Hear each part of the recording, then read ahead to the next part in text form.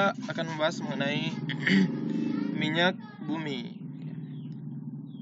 Jadi sebelumnya kita sudah membahas tentang senyawa hidrokarbon. Sekarang kita masuk ke bab minyak bumi. Nah, yang pertama, ya, bagaimana cara memperoleh minyak bumi melalui suatu senyawa hidrokarbon? Ya. Jadi antara senyawa hidrokarbon dengan minyak bumi itu sangat berkaitan. Nah, jadi kita ketika membahas minyak bumi, maka berarti kita juga membahas tentang senyawa hidrokarbon.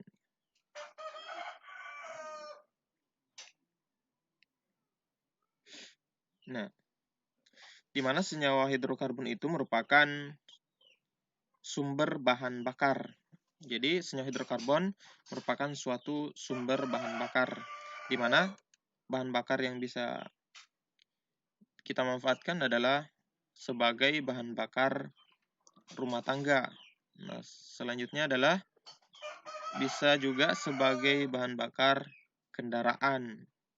Kemudian bisa juga sebagai bahan bakar mesin industri dan juga sebagai pembangkit listrik. Ya.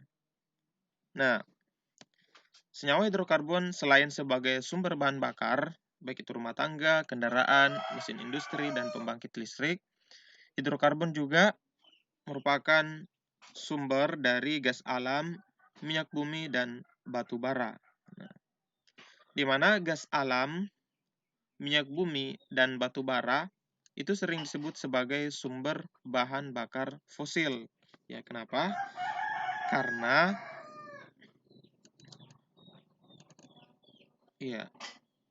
gas alam, minyak bumi, dan batu bara itu diperoleh melalui penguraian sisa-sisa organisme, baik itu organisme berupa jasad renik, ya, ataupun berupa tumbuhan dan hewan yang tertimbun atau terurai berjuta tahun lamanya. Jadi, selain sebagai sumber bahan bakar, hidrokarbon juga merupakan sumber dari gas alam, minyak bumi, dan batu bara. Kemudian bagaimana pembentukan gas alam dan minyak bumi tersebut? Ya, jadi kita mulai dari, dan kita ketahui bersama bahwasanya gas alam dan minyak bumi itu terbentuk dari jasad renik. Ya, di jasad renik itu berada di dalam lautan. Ya. Kalau kita gambarkan, jadi jasad renik itu berada di dalam lautan. Ya, di mana ya ketika jasad renik ini, jadi jasad renik ini itu mati, maka ia akan mengendap ke dasar lautan. Nah, setelah mengendap ke dasar lautan, itu maka berjuta tahun lamanya maka akan tertimbun oleh suatu lumpur. Jadi, ini merupakan lumpur. Nah, jasad renik tersebut akan tertimbun. Nah, selanjutnya karena jasad renik itu tertimbun, maka tekanannya akan berubah menjadi tinggi dan akan bersuhu tinggi. Nah, hal ini mengakibatkan jasad renik tersebut sisa-sisanya akan terurai. Nah, hasil dari penguraian ini kemudian itulah yang menjadi minyak bumi dan gas bumi. Nah, ya bisa juga ya ketika jasad renik yang tertimbun di dalam lumpur tersebut, ya kalau dia misalnya di sini tertimbun oleh suatu bebatuan, ya di mana bebatuan itu merupakan batuan yang kedap, ya atau berpori, ya maka jasad renik itu akan mengalami migrasi. Jadi jasad renik ini itu akan bermigrasi ke batuan kedap yang berpori tersebut. Nah, selanjutnya jasad renik tersebut ya ketika sudah berada di sini itu akan mengalami berhenti bermigrasi dan terkonsentrasi di batuan kedap. Nah, inilah yang kemudian biasanya orang atau ya yang bisa menjadikan orang memperoleh minyak bumi. Nah, selanjutnya dari hasil ya jasa teknik yang terkonsentrasi pada batuan kedap tersebut. Nah, ada juga ya biasanya kita menemukan bahwasanya ladang-ladang minyak bumi itu bukan hanya berada di lautan saja ya. Terkadang ada juga ladang-ladang minyak bumi atau sumber-sumber minyak bumi itu berada di daratan. Nah, bagaimana caranya kenapa hal ini bisa terjadi? Ya karena ya awalnya kan ya jadi awalnya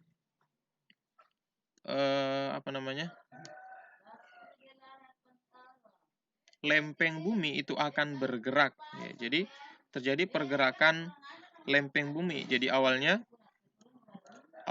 dari lautan itu akan berubah menjadi sebuah daratan karena adanya pergerakan lempeng atau kulit bumi.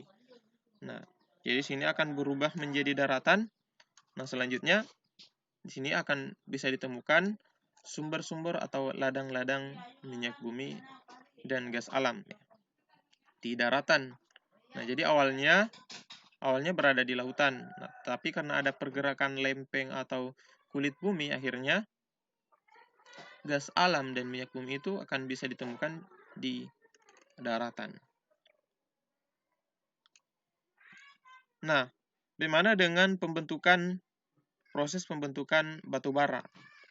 Nah, batu bara itu orang-orang percaya bahwasanya batu bara itu berasal dari pohon-pohon atau tanaman pakis. Nah, jadi awalnya dari pohon-pohon atau tanaman pakis, ya di mana pohon-pohon ini akan ya dari jutaan tahun yang lalu itu akan terkubur ya ketika pohon-pohon ini mati kemudian dia akan terkubur.